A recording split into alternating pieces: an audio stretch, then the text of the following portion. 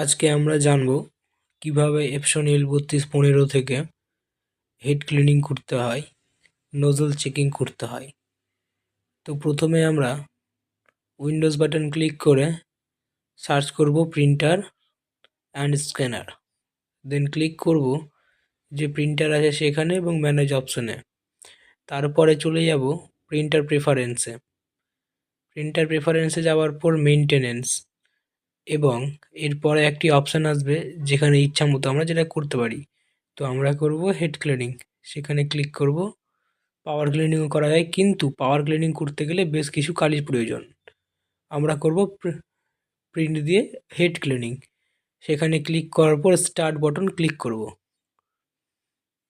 Start button click করতেই প্রিন্টারের green light blink করতে শুরু করবে।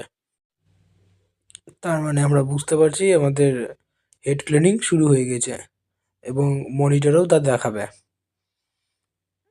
যখনই এটা সম্পন্ন হয়ে যাবে, তারপরে আমাদের এই যে ফিনিশ অপশান দেখাবে।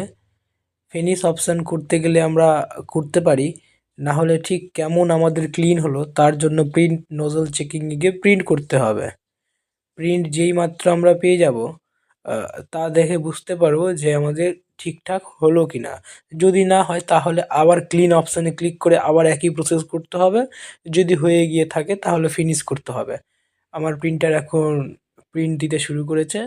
আমরা দেখব লাইন যদি সোজা থাকে তাহলে সব কিছু ঠিকঠাক আছে, এবং লাইনটি একটু মাঝে কাটা থাকলে বা বাঁকা থাকলে ঠিকঠাক নেই। যেমন আমার কালারটা এখন একটু